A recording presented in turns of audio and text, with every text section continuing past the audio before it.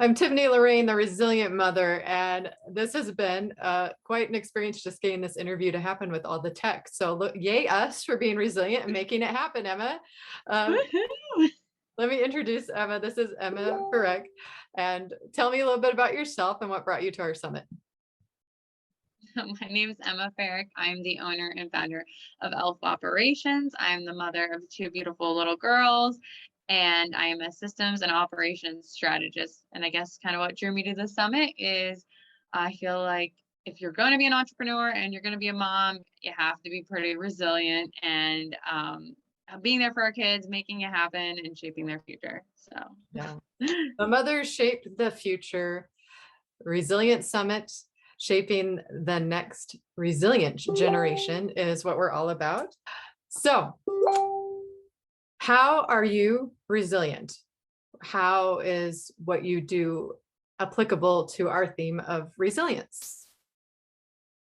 well, I feel like what drew me to the summit and I felt would be beneficial for the audience to hear and to just share my story because that is such a huge part of why I started my business was to be resilient enough to even get there, which I know a lot of women struggle with, to even start their business because I felt like there were so many obstacles in my way of I just had left a domestic violence relationship. There was court cases. I was working full time. I just graduated. My daughter at the time wasn't even 1 year old. So I really felt like I was at rock bottom in my life. There was just turmoil, personal things um, going on between family deaths. My dad had a stroke. So it's like all this stuff was happening at once. And I felt so overwhelmed. And that threw me down the path of, okay, I need to be a better version of myself for my daughter. I didn't want her to grow up in a household that her mother and her father didn't know how to show each other love. And I didn't want her to grow up seeing that it was okay for one parent to treat the other parent like that between the domestic abuse or the physical abuse, the financial abuse, emotional, all of the things. So I decided to leave, and as I started healing and getting the help I needed through that journey, it led me to really feel compelled to start my own business because I was always told, you're too stupid, you're not going to be able to do it, you don't have what it takes. So I was like, you know what, I'm going to prove everyone wrong. Well, not everyone, but really my abuser wrong. This is going to be such a good way for me to heal and just feel like take back so much control over my life financially because I was on a single income. So I didn't want to have to rely on him anymore. I just wanted to have a clean slate and provide for my daughter and show her, if mommy can do this, you can do whatever you want. So that is kind of my story. And then there's been ups and downs, of course, since starting my business. Like most entrepreneurs probably can relate to, like when to quit my full-time job, having to get the support from my now fiance and all those things. But I've kept pushing, and every time I felt like I'm gonna quit, on the other side has been, I actually just wrote a post about this today after like our many failed attempts. Like every time I felt like giving up or quitting or having like this big mental breakdown, that has been the next greatest and biggest shift in my business. Like this time last year, I was like only making $2,000 in my business and I wanted to quit. And my fiance is like, just stick it out. Like, you never know, like just give it 1 more month or 2 more months. And I was like, oh, okay, fine. And I had my best month and then my second best month. And then I was like, okay, there's some momentum here. And so I was so glad that I stuck it out. What I'm hearing in your story is the thing that kept you going was one, your love for your daughter, which is something all of us mothers definitely use to help motivate us to do anything, especially to be resilient. But also, I keep hearing this theme of you kept looking to the future of something better, that you wanted to be a chain breaker, that abuse was going to stop with you. And that was what kept you focused, no matter what hardships came, as you had that vision in mind. Would you say that's kind of your resilient superpower is you were like, I see the vision, I see it, I'm going for it, and nothing's going to stop me?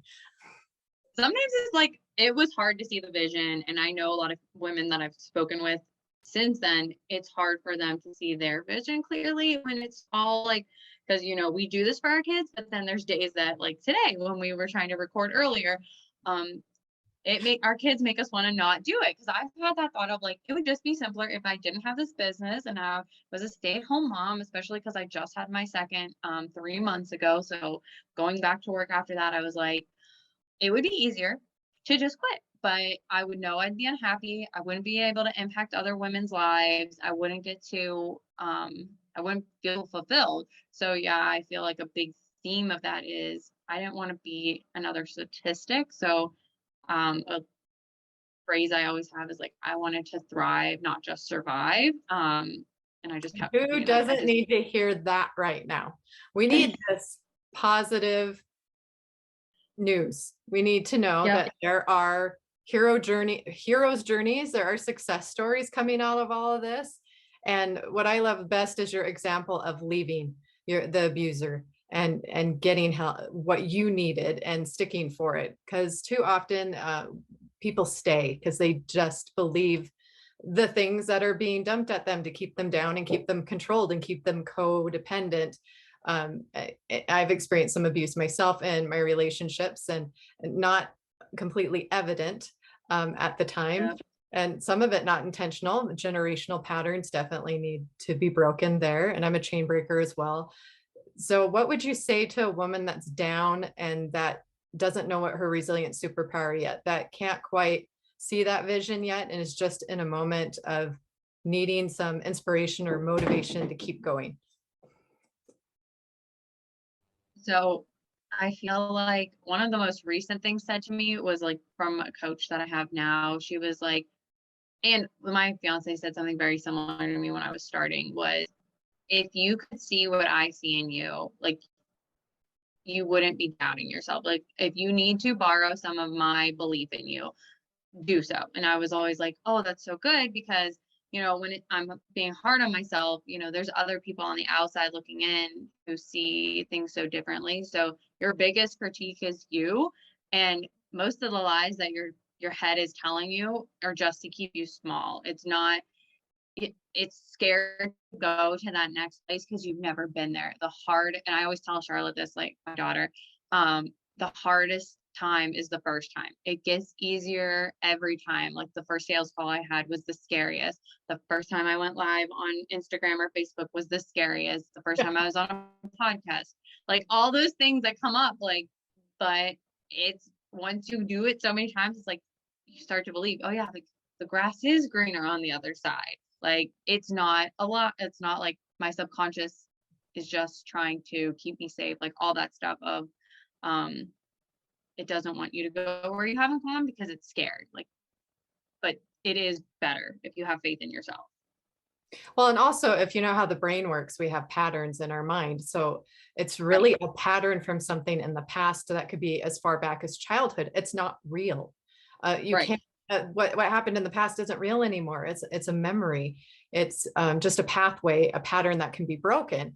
And I think that's what resilience really is learning what's your pattern that doesn't serve you and how do you break it and turn it into a pattern that does serve you. Because then you realize it's something you can change. It's not just the way you are. It is totally flexible. But sometimes it takes more effort than others. And do you have one moment that was a key decision in your path to do what you're doing, whether that's a moment with your daughter to teach her resilience or a moment with yourself that really stands out in your mind you'd like to share?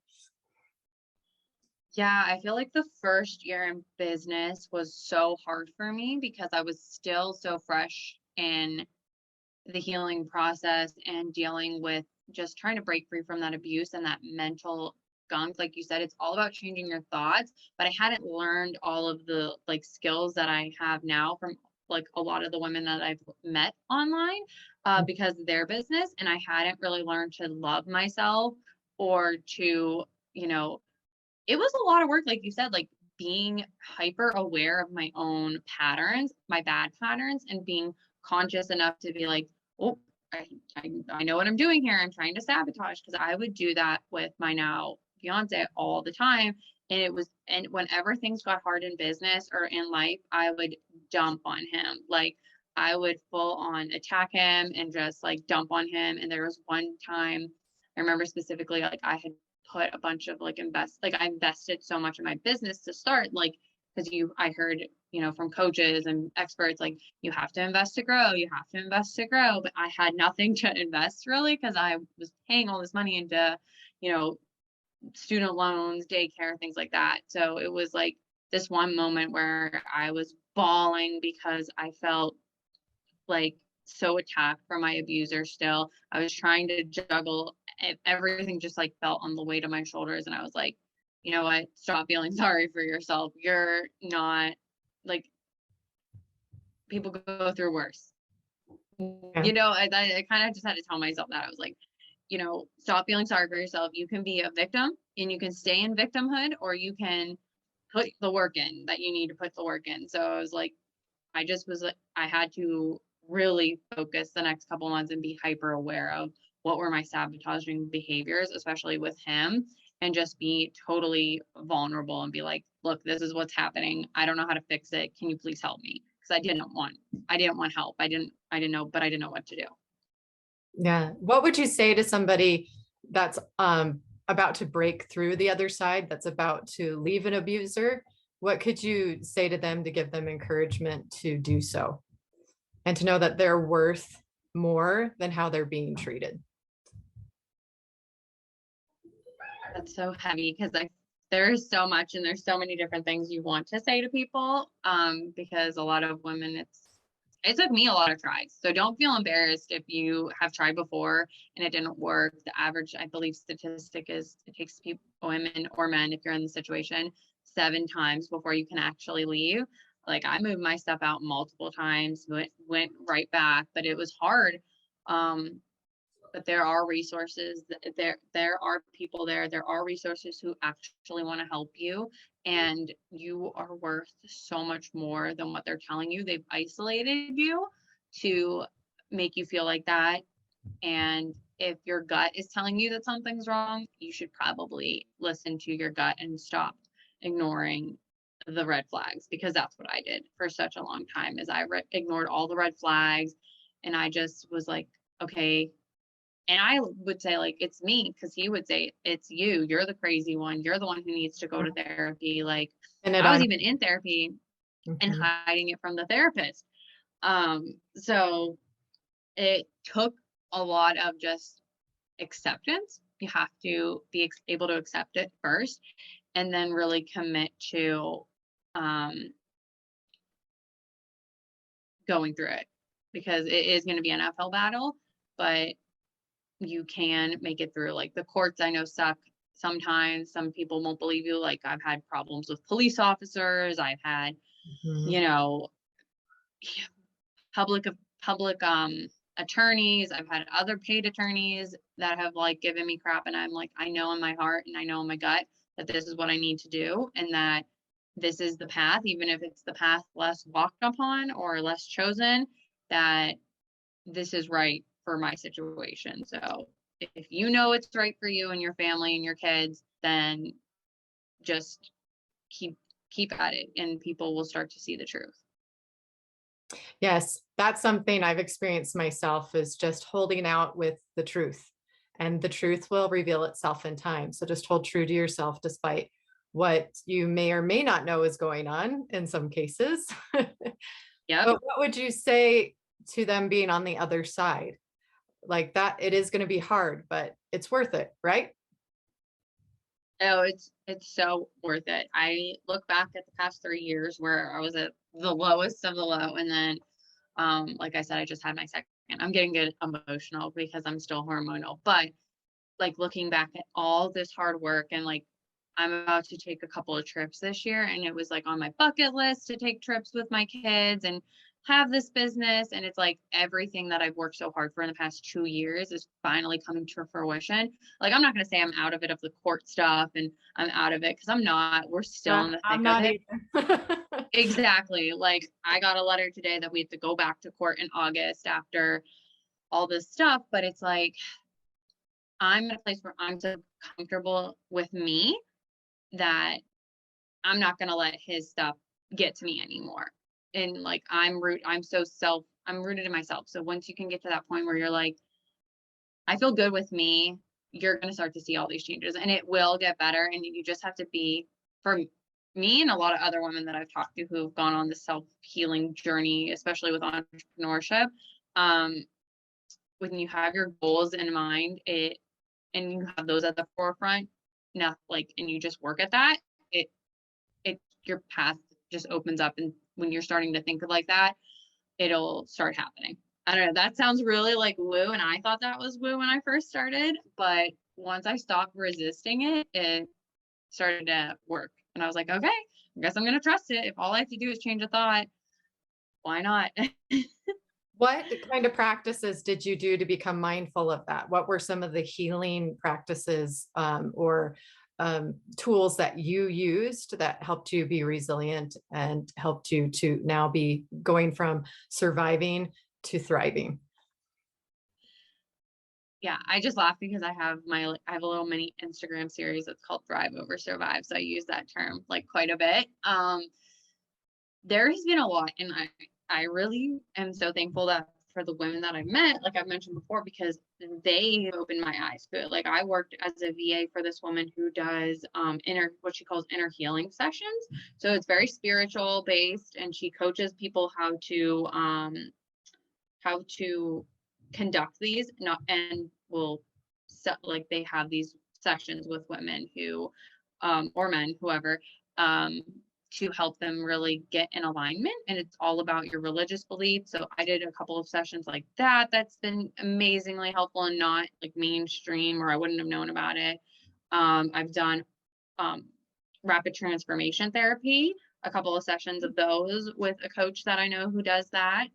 And then getting really aware of my personality type when I first left, because Oh, I was in traditional therapy, and my therapist actually, so did you do some personality tests along the way with that? yeah, she really incorporated that into our therapy, and like that healing was, okay, my personality type is actually when it's at my lowest form, because I did an Enneagram test.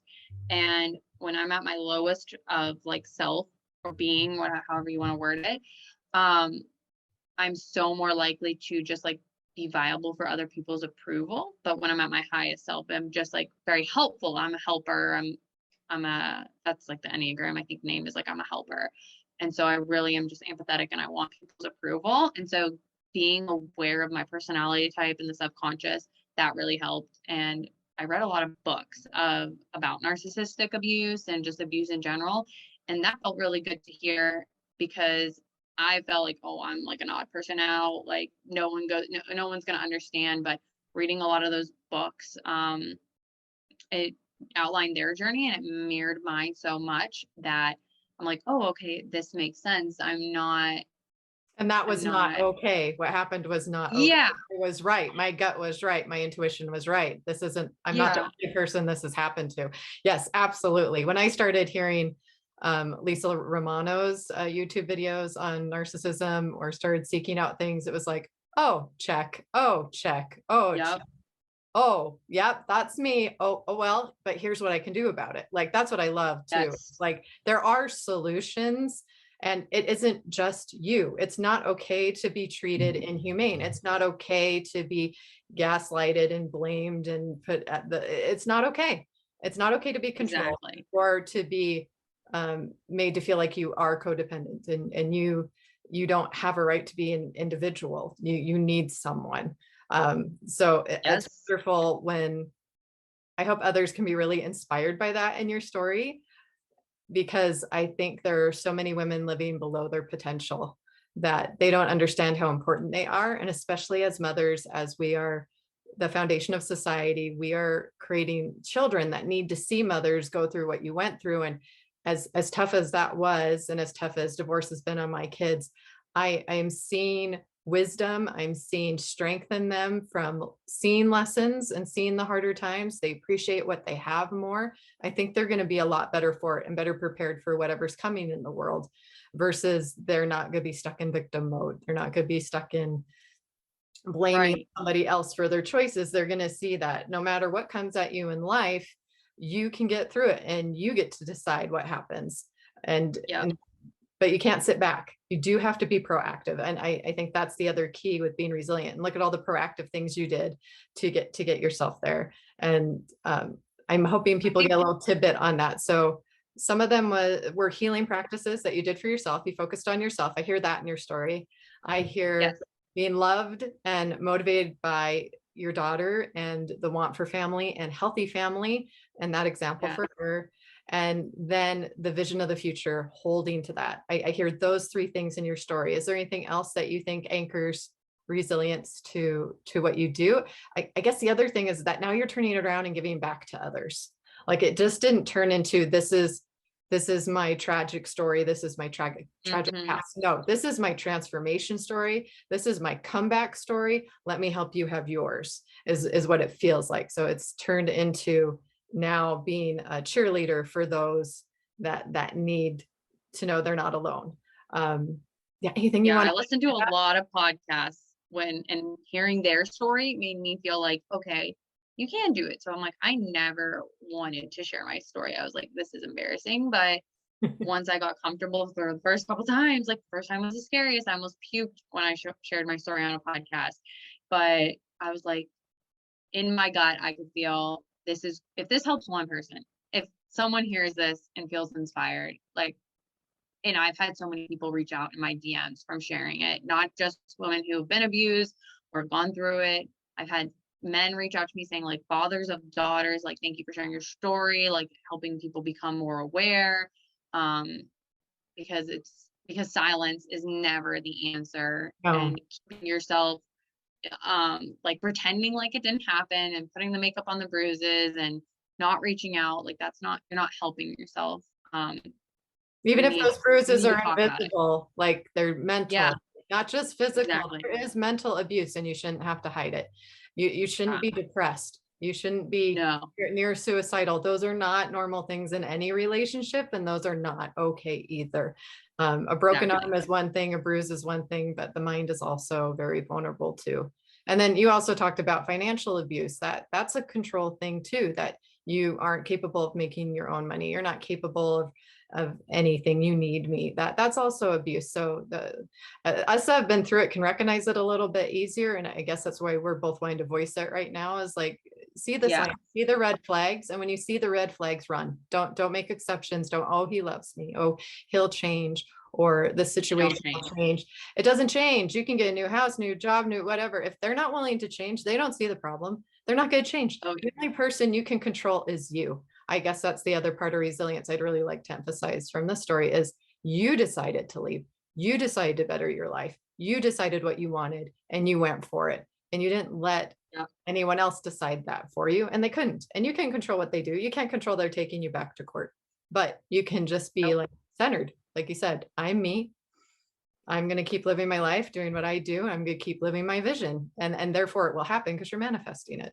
So one thing I would like to add, I know we're getting close to time, but one thing I would like to add for anyone going through this, because this was something big for me, you have to have real faith in trust in your relationship with your kids, because that was something my abuser would always throw back into my face, was like, she's going to love me more. All this stuff about choosing him. And that was like my biggest irrational emotional fear, especially as a mother. Like, I just want my kid to be safe. I want them to love me. I want to have a great relationship with them. So you have to trust and know that if you put your best foot forward for them, then they're always going to come back to you. Like, they're always going to have that bond with you. So don't worry about their bond, worry about your bond with them. And again, it's the truth thing. The children are eventually, as they mature, as they see the patterns in their parents' lives, they're going to know the truth too. So don't worry about shoving it on them in your young age, and be very careful what you say about the other person. That child is still both of those parents, so their self-esteem is still affected by both. So it is really important to cherish that and just trust the truth will come out and they'll make their own decisions someday. They're their own individual too. You can't control what they do. You can love them, you can be consistent, and you can show up for them. Those are the things you can do, just like you should be doing that for yourself. So that's how it applies for children for sure. This has been wonderful. Now I want to have a little fun because that's me. Yes. We've been sitting for like 25 minutes now and I don't sit. So Let me find some license-free music here. One second. And we are going to do a little dance party. Uh, so what is your best Zoombox dance move? I've never been asked that question, so this is interesting. Have you ever had to dance in the box before? I mean, we're in the box, right? So it has to fit within this frame. That's what I mean by dance box, okay? Yeah, I know. I'm like, oh man, I'm just an embarrassing dancer in and of itself. I have to have a lot of drinks to me to dance usually. Well, I'll give you a couple of mine, and then you can kind of see what you can come up with. Let's see here. Let's get something good.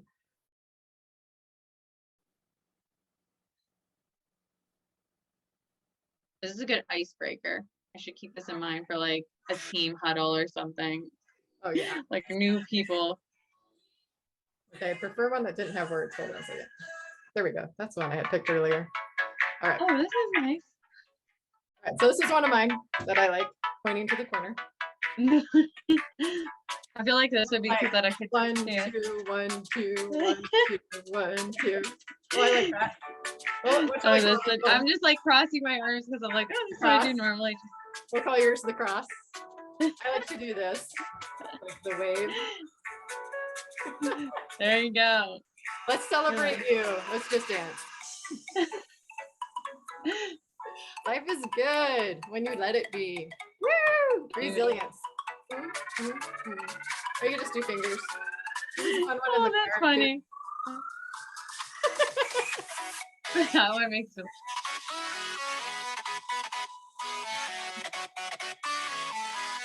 You could try robot. I don't know. Oh, my daughter is like the best dancer. She'll bust out and dance, and I'm like, where did you get this? Where she went back upstairs now. She was in here for a little bit. All right, I won't torture you too much longer. All right. So she'll tell me, you're embarrassing me. I'm like, you're 4. How am I embarrassing you? You're not old enough to be embarrassed yet. I know. What the heck? Oh, thank you so much for giving me of your time and being so persistent. What we were referring to earlier is we've tried to get on Zoom, 10 times today, and it would not let us get on. We had to think of every solution under the book to finally show up here today. And I think it's just because we have a pretty powerful message that unfortunately I think is a little too common right now with the amount of single family homes there are, with the amount of divorce that's going on. Abuse is not okay. It's never okay. And I hope that's the biggest takeaway you can get, is that you can find your resilient superpower that will let you break free from abuse and any negative pattern in your life. And for you, it was, again, loving your child, having a vision, and I lost Living it. in the future. Yes. Focusing on the future. And the future. Yes, yes. Well, and then being consistent with being in tune with yourself through it all, like not losing that center and intuition that you found in yourself again. So this is a lot easier said than done, if anyone's listening. But you can do it. That's you what can do it. You can do it. You can be resilient. You can do it. You can. Yes, you can. Well, this is Tiffany Lorraine, the Resilient Mother. I'm going to sign off, and we'll be having more speakers here. Again, Emma, thank you for joining me. It's an absolute pleasure, and I look forward to talking to you again. Thank you. I'm so glad we connected. Yeah, finally.